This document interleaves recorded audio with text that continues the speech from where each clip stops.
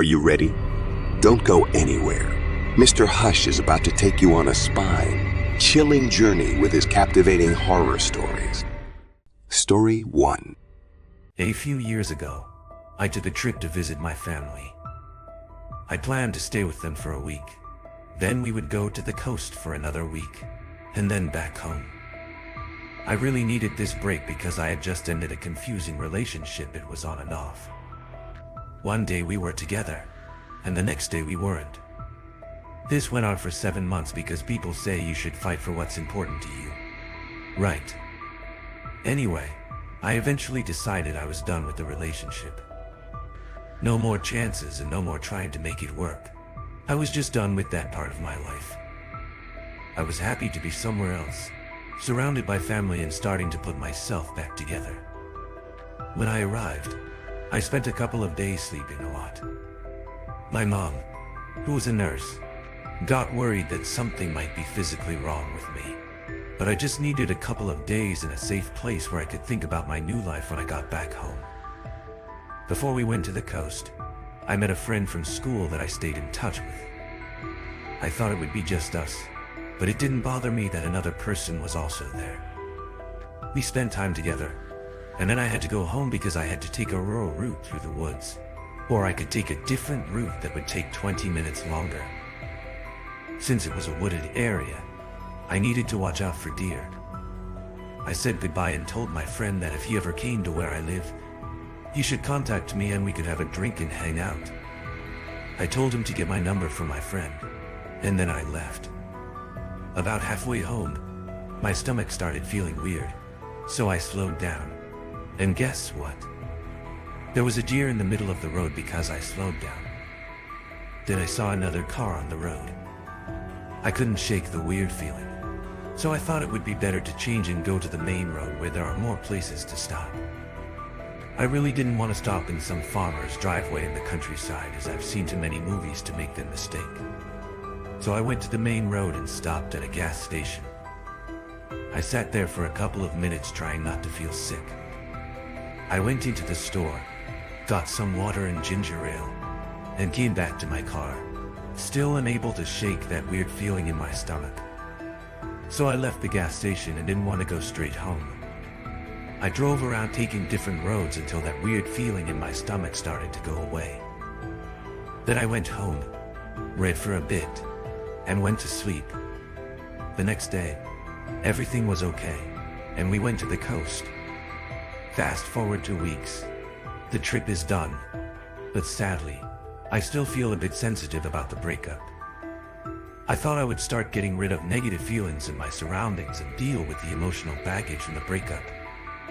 I knew there was a lot and it would take time. The next day, I was going about my day, sorting through the stuff left behind after the breakup. Everything was okay considering the circumstances. I was doing simple tasks to distract myself and not think too much because my brain was already working overtime. Later in the day, my phone rang. I don't get many calls, so I thought it might be a family emergency that I needed to respond to. The caller's area code matched my cousin's, so I answered without much hesitation. It turned out to be the person I met at my friend's house. It was a bit odd for him to call me, but I didn't think much of it at the time. I asked him what was going on, and he said he was at the airport. I thought it was a bit strange, but I asked, "Oh, that's cool. Where are you going?" He told me he had already landed. I was still distracted and just wanted to get off the phone so that I could go back to my thoughts and zone out. So I wished him a good time wherever he was. Then he dropped a bombshell and said he needed me to pick him up.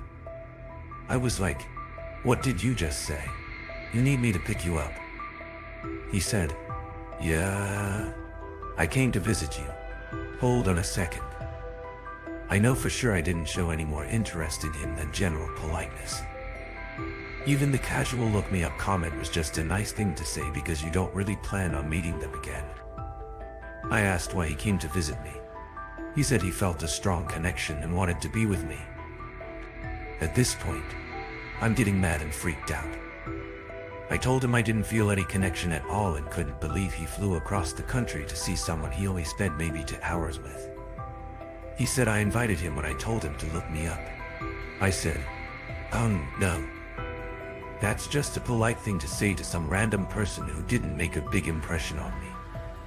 Then he explained that he needed a place to stay until he could get money for a plane ticket back. I told him there are plenty of hotels he could stay at while figuring things out. He said he didn't have money after buying a random one-way plane ticket. At this point, I'm shocked, angry, and freaked out that someone would do that on a one-way ticket. I eventually gave in and said he could stay the night while we sorted things out, but I expected him to leave no later than the morning after tomorrow. So I take him to my place, put pillows and a blanket on the couch, and go to my bedroom. Then he asks if he can sleep with me. I'm like, no, there's no way that's happening. I make it clear that I have guns, and he shouldn't try to come in. The next day, I have to go to work, so I wake him up and tell him to find a way home right away. I also tell him I have to work, but we'll check on his progress because I'm dropping him off at the airport the next morning whether he has a way back or not. But when I go to work, he blows up my phone all day, wanting me to come back for lunch. I tell him no as I'm too busy.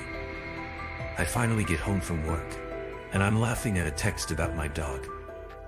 That's where I see that he changed everything. I mean, every room in the house is different.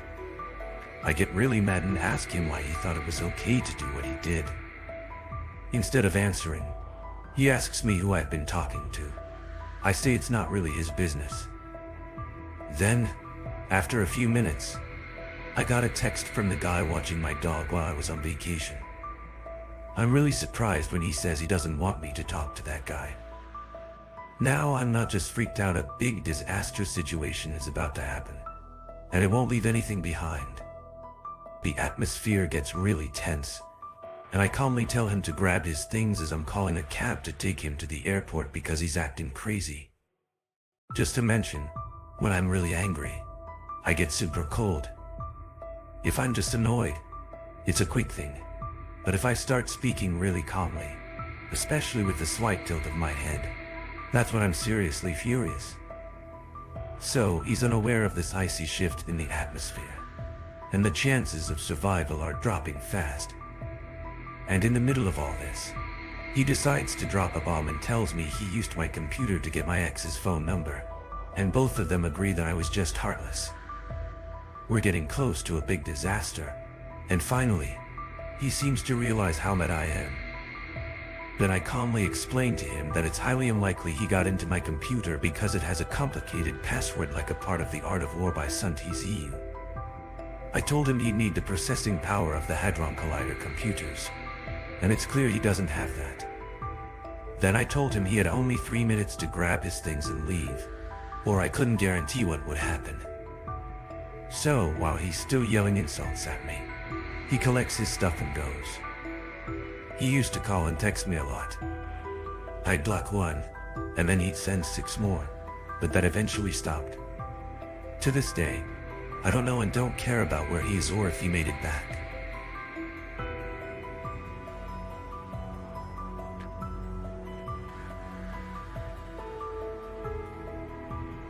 Story 2.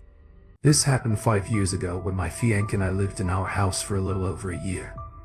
I'm a big guy, 6 feet tall and around 125 pounds with a naturally muscular build and a somewhat intimidating look.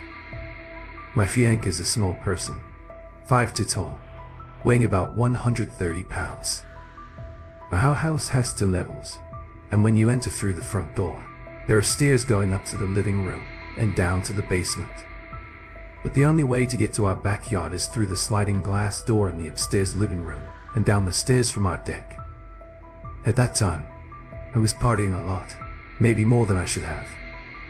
I was also in between jobs, and it was the end of the holiday season, so I wasn't really focused on finding a new job like I should have been. Many nights I was out having fun at parties, and I would end up staying overnight with friends, so my fiancé spent a lot of nights alone with our 3 dogs. I had a serious problem with drinking too much alcohol, and unfortunately, it was causing issues. Fast forward a few months, I got a new job that ran tests for drugs and alcohol. Looking back now, this was a blessing. I had been sober for just 2 days and was working on fixing things with my fiancé. Later, she told me she was happy that I was trying to quit alcohol and focusing on our relationship. I didn't think much of it, gave her a kiss on the head, and told her I loved her. Later that night, while we were watching TV downstairs, I thought I heard something moving in our backyard. The dogs heard it, but I didn't think much of it because they just perked up their ears, not looking too worried. A moment later, I heard the noise again. Now my fiancé quickly muted the TV and gave me a nervous look. "Did you hear that?" she asked, looking uncomfortable. I told her it's probably just some neighborhood cats playing in our bushes, as there are many outdoor cats around. But she shook her head and kept saying it wasn't the case.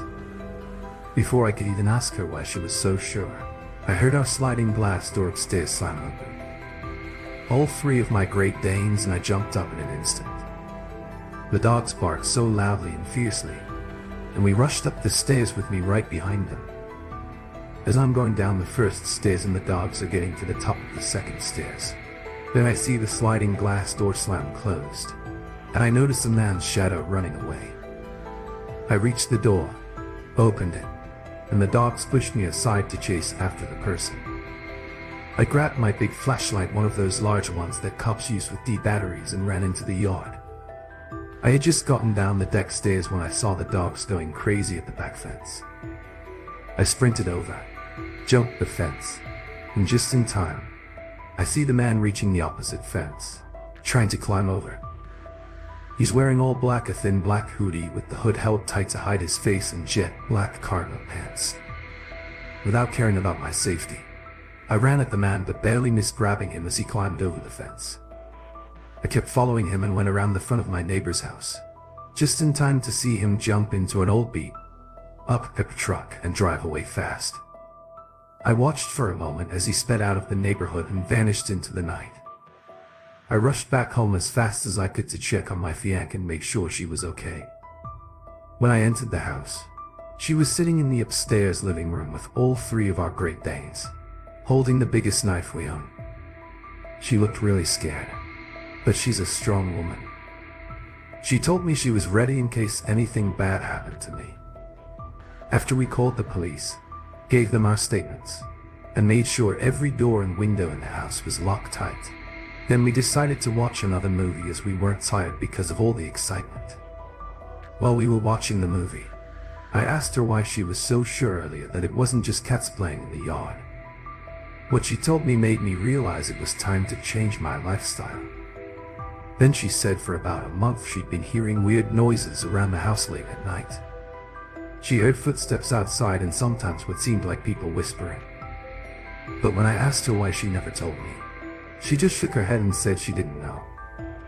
After hearing this, I realized that the man knew I wasn't home at night, and my fiancé was alone a lot. Luckily, he didn't notice our 3 Great Danes, and for some reason, on that night, he decided not to check if she was alone again. Since that day, I've stayed away from things that caused problems like alcohol and parties. It's been 5 years now, starting from March 1st, and I haven't left my fiancé alone overnight. Our relationship is stronger, and our 3 Great Danes are amazing dogs. This experience completely changed my life for the better. To the creepy wannabe burglar, whoever you are, let's not meet again. Story 3. I used to live in an apartment on the first floor. I had a neighbor named Joe right next to me and 2 more neighbors on the sides. One evening, while the sun was setting, Joe knocked on my door. He was a bit chubby, had brown hair with a bowl cut, wore glasses, and had on a buttoned-down shirt. He said he went to different doors asking if someone could take care of his dog over the weekend because he had to go on a sudden work trip. I said yes to watching his dog, thinking about possible issues that could come up. So I asked for his phone number, just to be prepared in case something happened. But that was a big mistake from my side. I didn't realize it back then, obviously. I just wanted to be a good neighbor. Then we talked a bit about video games and playing Dungeons and Dragons, and it seemed like we had a lot in common. I was just being friendly, nothing more. I had my wedding ring on and made sure to show it by brushing my hand across my face. My husband was away at that time, and I didn't think much about it. Joe came back on Monday morning, and I gave him his key. I didn't ask for any money, but he said he wanted to repay me in a different way. Then Joe mentioned his office was having an escape room event and he could bring a friend. I agreed, thinking it could be fun as he seemed like a cool person, and maybe we could become good friends. When the day arrived, I wasn't feeling well, so I spent the day on the couch, cuddled up with my sweet cockapoo named Cortana. I was really sick and couldn't go to work that day. I texted Joe to say I couldn't make it to the event, told him not to worry about paying me back. Joe replied with a symbol of, okay. I didn't say anything back and just leave. He kept texting me over the next few weeks, but I didn't understand what he was saying until the very end. A few days later, he suddenly texted me asking why I didn't invite him to play Dungeons and Dragons. At first, I was puzzled because I didn't tell him about it, so my guess was that he heard me talking in the hallway as I left with my friend. But after that, things started getting a bit weird. Right outside his door, there's a good-sized area of grass where I take Cortana to do her business. She's usually a calm dog, sniffing around on the ground and not really looking up when she's exploring or going to the bathroom. But this time, out of nowhere, Cortana turned towards the window where the blinds were shut tight and started barking like crazy. So I felt really embarrassed about it. Cortana had never acted like that before. I tried pulling her and telling her to be quiet, but she wouldn't listen. Every day when we went to that grassy area in the afternoon, she would bark like crazy at that window. So I decided to take her somewhere else to see if it would make a difference, and it did. I went back after about a week and found out that the blinds were pulled all the way to the top. The window opened, and Joe popped his torso all the way out, stretching his arms to the sky. My first initial thought was, who does that? I said an awkward hello and then hurried Cortana along and back into our apartment. A few days later, there's knocking on my door almost every night. To see who it is, I quietly go to the door and find out it's Joe, just standing there, peeping through the hole. After a while, I get a text from Joe asking if he can take me out to dinner. I'm totally confused, staring at the messenger what to say. Not even 3 minutes later, he sends another message saying, I'm just trying to be friendly. After you didn't come last time, sorry for being friendly. I wish I had a picture of my face because I must have looked so shocked that even Cortana snapped to stare at me. I want to make it very clear I'm a busy person with a lot happening in my life, so I usually don't reply to texts right away, like never. At that point, I was pretty scared. I called my mom and told her what was going on. I worried about what might happen if this guy tries to break into my apartment and hurt me, all because I couldn't make it to some event and felt too sick. My mom suggested I firmly tell him that my husband wouldn't like me having dinner with another man and that his behavior was inappropriate. It was strange, just for a little while, it was strange. But Joe only stopped bothering me when I talked about my husband, ignoring him, avoiding him, or quickly leaving when he opened his door. Didn't work even after that. Cortana would still growl at the window. A few months later, I moved out of that apartment. And thankfully, I never heard from Joe again.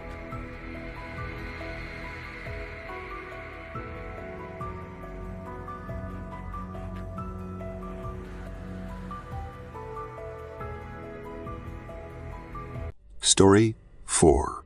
In my country, you can only buy alcohol when you're 18. So if you don't have a fake ID or your parents don't help you, then you have to wait outside the liquor store. It's like a shop that sells drinks. You wait until someone aged goes inside and buys the alcohol for you. So we waited, and then a few minutes later, we found a person who said yes to buying our alcohol and asked him to get a few bottles of vodka for me and a couple of friends. Two friends were with me, and we were meeting another friend after we finished doing this. Now, since it was about 6:00 p.m., we thought it was too risky to pour our vodka into a different bottle on the crowded street. So, like we usually do in this situation, we found a nearby place that sells food, quickly went inside, and used the bathroom to pour our alcohol into another container. After that, we were ready to continue having a good time. This time, we decided to do it in a nearby McDonald's. We knew it was a safe choice because we had done it there before. We went into the McDonald's and headed straight for the bathroom, just like we had done many times. Me and my two friends, Harriet and Kara, all went into one bathroom stall to do what we needed to do. As I mentioned before, we had done this a lot, and we usually picked this McDonald's because it was often busy, and people didn't pay much attention to three teenagers going straight to the bathroom without buying anything. We finished what we're doing, and as we're about to leave the bathroom stall, we hear a giggle. Guess where it's coming from? I look up and see the forehead and eyes of a guy, maybe around 30 years old, peeking out from under a lifted tile in the ceiling. We're all surprised, just looking at this guy who starts giggling and asking for our names, where we're going, and if he can join us. We're shocked because, seriously, who expects to find a random guy in the ceiling of a McDonald's? Being a teenager who felt invincible, I told the guy he was creepy and to go away. But the guy seemed to enjoy this and giggled a little more, still shifting around in the ceiling, never taking his eyes off of us. Now, I should probably mention that along with pouring our drinks into other bottles, we pre-rolled a few joints, so we were scared to alert anyone at this point as we were young and terrified of our parents finding out about it. The guy, still staring at us, keeps asking questions like, how old are you boys? Where do you live? Can I have some of your drink? He's still moving around a lot up there. And he starts lifting the tile. We're all stuck in the bathroom stall with this guy above us. We realize the only way for him to come down is to drop right on top of us, so we left there really fast. We went outside and talked about what to do. I chose to go back in and tell someone because of Donald's, and I knew there would be ladies and kids using the toilets until they closed. I didn't want to take a chance that the weird guy would stay up there to watch them, especially since I saw what he was doing. I went in and told a worker that I'd been in the bathroom for a long time. Talking on the phone, it was a bad lie, but I was too scared to tell the truth in case they called the police. Surprisingly, when the guy showed up, the staff didn't seem shocked at all, they were just mad more than anything. I saw some guys who worked there go into the bathroom, and I thought they could take care of it, so I left. We still went to that McDonald's, but we never saw that weird guy in the bathroom again. We don't know if he got caught because we didn't hear anything about it.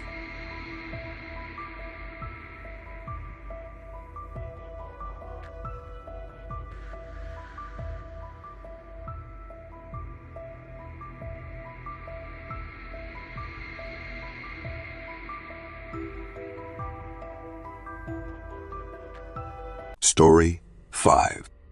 This happened almost 10 years ago when I was 13. My friend and I were super excited because it was our first time going trick or treating without our parents. We lived in a small town where not much happened, and we thought it would be just a regular night. It started just like any other Halloween night. We went around collecting candy, bumped into a bunch of our friends from school, and had a blast. Around 8:00 p.m, we realized it was time to go home. But on our way back, we stopped by our teacher's house. She wasn't there, and the street was pretty dark because there weren't many street lights. On top of that, Most houses had their lights off, and the Halloween decorations were taken down. So, my friend and I felt a bit scared and disappointed because there wasn't much candy on that street. But suddenly, a man came out from under a street wide, and it turned out to be a police officer. We didn't notice him before because it was dark. He surprised us, but he was really nice. The cop introduced himself and pointed to a regular house. Then he told us that an older man in that house was inviting trick-or-treaters inside. He said that someone called the police, but when they got there, nobody answered the door.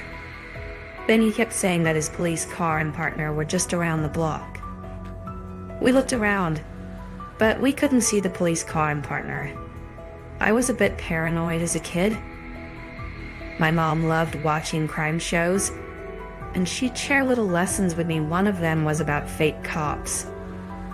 Although I can't remember the details, some people pretend to be police officers to make others trust them.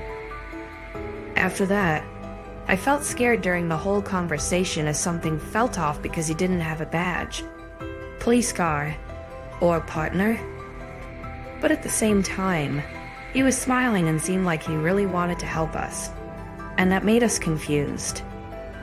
Then things got weird when he made a strange request. He said he needed to talk to a potential predator and wanted our help because we were young girls.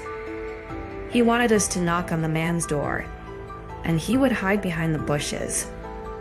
The plan was to wait for the man to invite us in, and then the cop would jump out and catch him. At that moment, I knew my friend felt the same as me. We both went quiet, but one of us managed to ask if we could talk about it. The cop agreed but said we didn't have much time as he could hear everything in the quiet street. I remember feeling like I wanted to say something, but I was too scared he would hear us and make things worse. We just stared at each other for a really long time. The cop was getting annoyed and told us to decide quickly. Just then, a family came down the street and saw the officer.